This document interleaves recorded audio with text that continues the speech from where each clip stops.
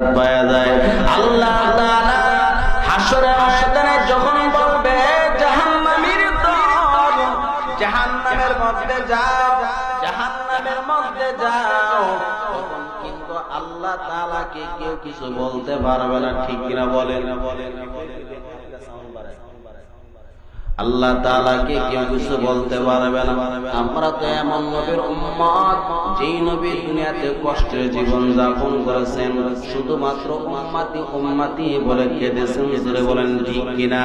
আবার নবীর মহব্বত অন্তরের মধ্যে যদি পরিপূর্ণ না হয়, পরিপূর্ণ মুমিন হওয়া কোনোদিন সম্ভব হবে না। ঠিক কিনা বলেন?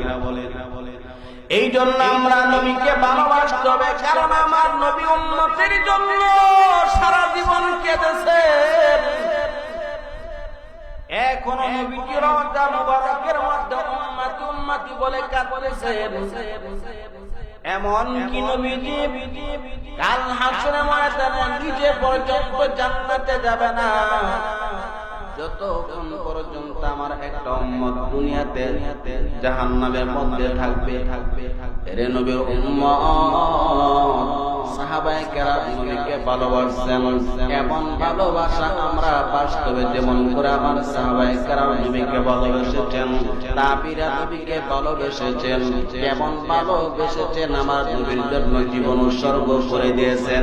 সাহাবায়ে কেরাম নিজের জীবনটা কুরবানি দিয়েছেন, কিন্তু নবীর শরীরে কষ্ট লাগতে দেন নাই। নিতে চাই না, তোমরা বলো আমার নবী বেঁচে আছে। সুবহানাল্লাহ। এ নবীর উম্মতের দল আমার নবীকে ভালোবাসেন, সাহাবায়ে কেরাম নিজের জীবন উৎসর্গ করে। আমার নবীর মহব্বত ভালোবাসা কেমন আলিমউদ্দিন অন্তরের মধ্যে ছিল। কিছু যুগ আগে ভারতবর্ষের মধ্যে একজন বেঈমান, একজন নবীর দুশমন রঙ্গিলা রাসূল নামে একটা বই লিখেছিল, যেই বইয়ের মধ্যে আমার নবীর চরিত্রকে ব্যঙ্গ করা হয়। হযরত আতাউল্লাহ বুখারী রাহমাতুল্লাহ আলাইহি দেওবন্দ মাদ্রাসার অত্যন্ত বড় একজন শাইখুল হাদিস ছিলেন। হযরত আতাউল্লাহ বুখারী রাহমাতুল্লাহ আলাইহি তখন তিনি এই বইটা দেখে ও জুড়ে চোখের পানি ফেলতেছেন আর কাঁদতেছেন। ছাত্রদের সামনে তিনি মাথাটা নিচু করে কাঁদতেছেন। ছাত্ররা জিজ্ঞাসা করলেন, হুজুর আপনি কেন কাঁদেন? আপনাকে কিসের কারণে আপনাকে কাঁদতে হলো? তখন আতাউল্লাহ বুখারী রাহমাতুল্লাহ আলাইহি ডাকতে বলে, আমার শরীরে শক্তি নাই, শেষ বয়স হয়ে গেছে, অকেজ হয়ে গেছি, আমি একা নবীর দুশমনের সাথে পারবো না। যেই নবীর জন্য আল্লাহ আমাদের সকলকে সৃষ্টি করলেন, যেই নবীর সুপারিশ ছাড়া কাল হাসরের ময়দানে কারো কোনো উপায় থাকবে না, সেই মায়ার নবীকে নিয়ে আজকে ব্যঙ্গ করেছে একজন নাস্তিক। ওই ছাত্রদের মধ্যে হট্টগোল সৃষ্টি হয়ে গেল। একজন ছাত্র লাফ মেরে দাঁড়ায় গেলে ছাত্রের শরীরের মধ্যে তেমন গুস্ত নাই, হালকা একজন ছাত্র সবচেয়ে পিছের ক্লাস থেকে লাফ মেরে তাকে বলেন, হুজুর আপনাকে ওয়াদা দিলাম আমার নবীর দুশমনকে যতক্ষণ না পর্যন্ত দুনিয়া থেকে বিদায় না করতে পারবো ততক্ষণ পর্যন্ত আমি বাড়িতে যাব না, খাবার খাবো না। সুবহানাল্লাহ বলেন। মানে তাকাতে দেখছেন, দেখতে দেখা যায় জীর্ণ শীর্ণ, কোনো স্বাস্থ্য নাই, কিছুই নাই, কিন্তু নবীর মহব্বত আর ইশক ভালোবাসা এমন প্রতিজ্ঞা করেছে নবীর দুশমনকে হত্যা না করা পর্যন্ত বাড়িতে যাবে। সুবহানাল্লাহ বলবেন। এমন ঈমানি জজবা আমাদের থাকতে হবে। যেই নবী আমাদের জন্য এখনো রওজা মুবারকের মধ্যে রব্বি হাব্বি উম্মতি বলে কাঁদতেছেন, সেই নবী হাসরের ময়দানে আমাদেরকে ভুলবে না, আমাদেরকে হাসরের ময়দান থেকে জান্নাতে না পৌঁছায় নবীজি শান্তি পাবেন না। আপনার বাবা তো হাসরের ময়দানে আপনাকে চিনবে না, আমি তো আমার বাবাকে চিনব না। যেই সন্তানের জন্য এত মহব্বত এত ভালোবাসা, এই সন্তান তো চিনবে না, পরিচয় দিবে না। মা বাবা যে কি পৃথিবীর মধ্যে আর কেউ আপন আছে, সেই মা বাবা দেখে আমাদেরকে পালাতে আরম্ভ করবে। ইয়াউমা ইয়াফিরুল মারউ মিন আখিহি ওয়া উম্মিহি ওয়া আবিহি ওয়া সাহিবাতিহি ওয়া বানি। আল্লাহ বলেন হাসরের ময়দানটা তো এমন একটা ময়দান হবে যেই দিন তার মা সন্তান থেকে পালাতে আরম্ভ করবে, বাবা তার সন্তান থেকে পালাতে আরম্ভ করবে। করবে, সন্তান তার বাবাকে দেখে পালাতে আরম্ভ করবে। আজ যদি আমার বাবার সামনে আমি পরিচয় দেই, আমার বাবা যদি আজকে একটা নেকি চায়, আজকে নেকির বড় দাম, দুনিয়াতে তাকে একটা নেকি করতে পারি নাই, অথচ আল্লাহর কাছে দুনিয়াতে যদি আমি এক সেকেন্ডের জন্য যদি একটা সুবহানাল্লাহ, আলহামদুলিল্লাহ, আল্লাহু আকবার, লা ইলাহা ইল্লাল্লাহ এই তাসবিহগুলো যদি পড়তাম, আল্লাহর রহমতের ভান্ডার আমার জন্য করে দিত। সুবহানাল্লাহ। এগুলা তো করি নাই, আজকে নেকির এত দাম, এই নেকি সন্তানকে দেওয়া লাগবে, এই বয়ে বাবা সন্তানকে রেখে পালাতে আরম্ভ করবে। মা সন্তানের সামনে পরিচয় দিবে না, সেই দিন বুঝবেন নবী আমার, ঠিক কিনা বলে? সেই দিন নবী ছাড়া কোনো উপায় হবে না, আমার নবীর সুপারিশ ছাড়া কেউ জান্নাতে যেতে পারে না। সেই আলিমুদ্দিন উস্তাদের কাছ থেকে প্রতিজ্ঞাবদ্ধ হয়ে ওই কলকাতার একটা লাইব্রেরির মধ্যে ঢুকে গেলেন। যে হাতের মধ্যে বইটা পড়ার পর প্রকাশনা এমন লাইব্রেরি আছে কিনা, প্রকাশনার মধ্যে যখন ওই লাইব্রেরি পরিচয়টা পাইলেন, লাইব্রেরির মধ্যে ঢুকার পর জিজ্ঞাসা করলেন, আপনাদের মধ্যে কে এই বইটা প্রকাশ করে লিখেছে? লেখক সামনে ছিলেন, লেখক মনে করেছেন তাকে পুরস্কার দিবে। লেখক বলতেছে, হ্যাঁ এই বইটা আমি লিখেছি। বলতে দেরি হলো, আলিমুদ্দিন তার পকেট থেকে এই তলোয়ারটা বের করার সাথে সাথে আল্লাহর নবীর দুশমনকে দুনিয়া থেকে বিদায় করে সে করো আলহামদুলিল্লাহ। আলিমুদ্দিনকে যখন ওই ছোট বয়স 12 থেকে 13 বছর আলিমুদ্দিন তাকে যখন 10 কোটের মধ্যে উপস্থিত করা হয়, তখন উকিলেরা বলে, আলিমুদ্দিন রে, তুমি তো ভালো কাজ করেছো, আমরা মুসলমান সেটা জানি, নবীর মহব্বতে তোমাকে বাঁচায় দেব, তুমি বলবা যখন তাকে তুমি হত্যা করেছো তোমার মানসিক অবস্থা ভালো ছিল না, তোমার ব্রেনের সমস্যা, তুমি ভুল করে ফেলেছো। তখন আলিমুদ্দিন বলে, না না না না, আমি আমার নবীর জন্য তাকে হত্যা করেছি, আমার মাথা ঠান্ডা ছিল, মিথ্যা কথা বলতে পারবো না, কারণ দুনিয়াতে আল্লাহ পাঠাইছেন, অবশ্যই মরণ আমার পেছনে লেগে আছে। সেই মরণটা যদি আমার নবীর জন্য যদি হয়, এই মরণটা আমার জন্য যথেষ্ট হবে। সুবহানাল্লাহ। কোর্টের মধ্যে যখন উপস্থিত করা হয়, হাকিম সাহেবের সামনে আলিমুদ্দিন বলতেছেন, হাকিম সাহেব, আমি এই যে রক্ত মাখা ছুরিটা তার সামনে রাখলেন, বলতেছেন হাকিম সাহেব, এই ছুরি দ্বারা আমি ঠান্ডা মাথায় আমার নবীর দুশমনকে হত্যা করেছি। হাকিম সাহেব দেখে বই পেয়ে গেলেন, সাথে সাথে রাইটে ফেললেন, তাকে ফাঁসির কাছে ঝুলিয়ে মৃত্যুদণ্ড দেওয়া হবে।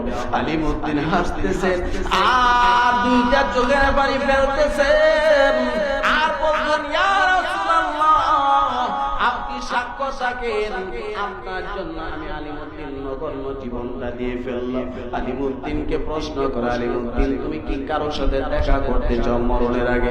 বলে, হ্যাঁ, আমি আমার মায়ের চেহারাটা একবার দেখতে চাই। আলিমুদ্দিনের মা একবার ঘরে যায়, একবার বাইরে আসে, ছেলেকে কোর্টের মধ্যে তোলা হলো। আলিমুদ্দিন বাড়ির মধ্যে মুস্কি মুস্কি হাসতেছে আর মাকে ডাকতে বলে, মা, আল্লাহ নবীর দুশমনকে হত্যা করে দুনিয়া থেকে বিদায় করে দিলাম মা, আবার ফাঁসি হয়েছে। আর মা ডাকতে বলেন, ও বাবা, আমি শুনেছি তোমার মতো আলিমুদ্দিন যদি আমার নবীর জন্য জীবনটা উৎসর্গ করে দেয়, এমন হাজার আলিমুদ্দিন আমার জন্ম নিলে বিদায় হলে কোনো কষ্ট নাই। সুবহানাল্লাহ। মা যেমন তার সন্তানটাও তেমন। কোম্পানি যদি ভালো হয়, মাল তো অবশ্যই ভালো হবে।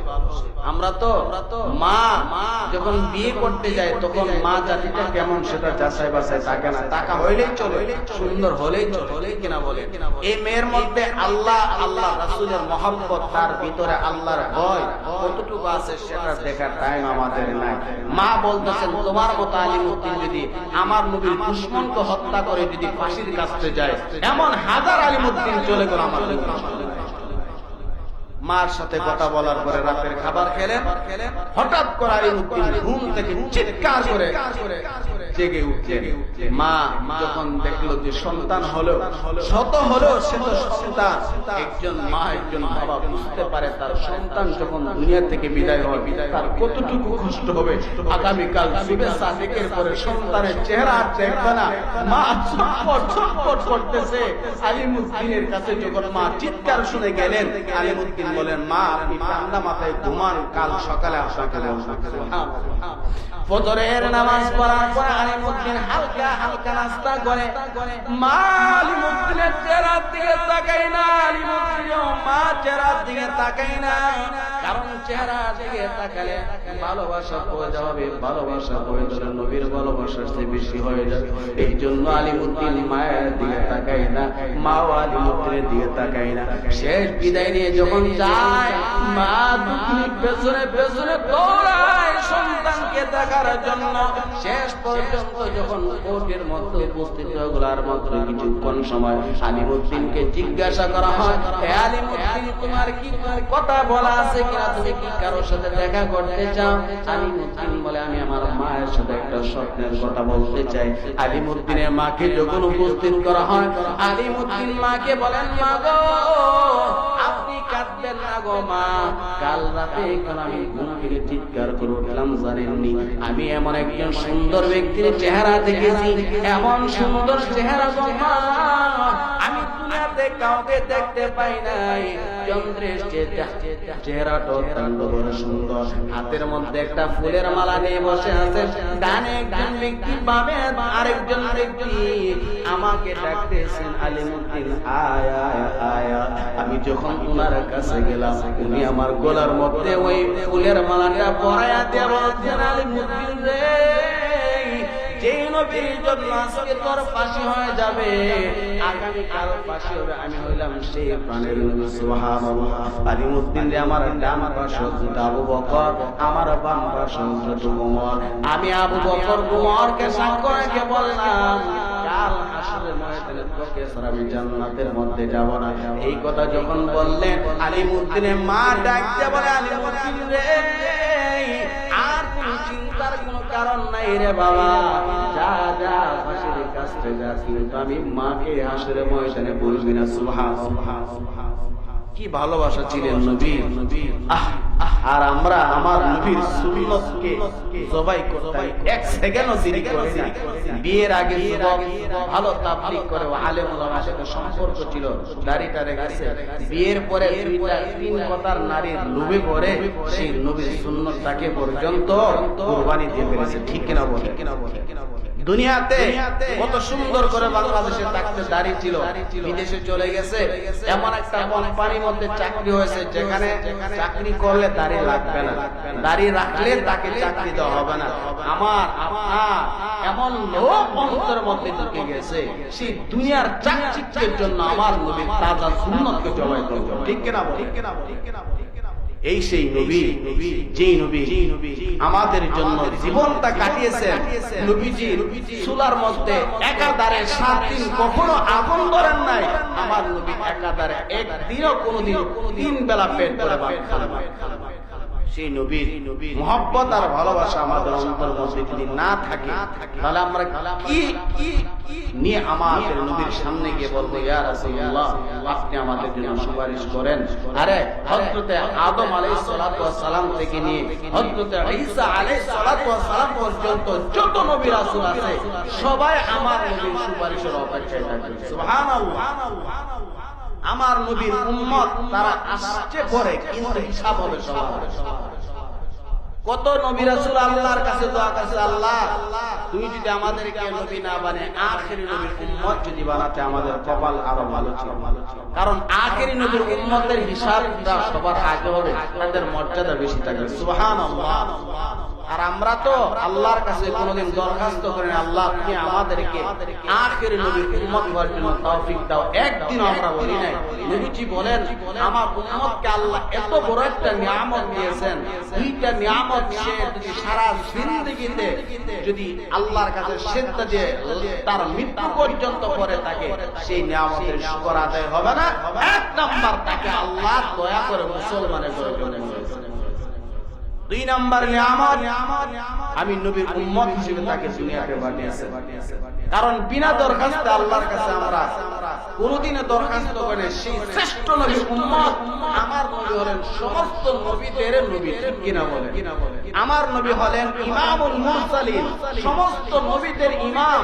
মেরাজের রজনীতে বাইতুল আকসার মধ্যে যখন আমার নবীজি ইমামতের দায়িত্বের জন্য নবীকে যখন সুপর্দ করা হয়, নবীজি সামনে বাড়তেছেন না, কারণ সেখানে হযরত আদম আলাইহিস সালাতু ওয়াস সালাম, উনি তো আমার থেকে উনি মুরব্বী, সমস্ত নবী রাসূলরা সেখানে অপেক্ষমান, নবীজি পিছু করতেছেন। হযরত জিবরাইল নবীকে আগে বাড়িয়ে দিয়ে বলেন, ইয়া রাসূলুল্লাহ, আজকে ইমামতির দায়িত্ব আল্লাহ স্বয়ং আপনাকে দিয়েছেন। সুবহানাল্লাহ।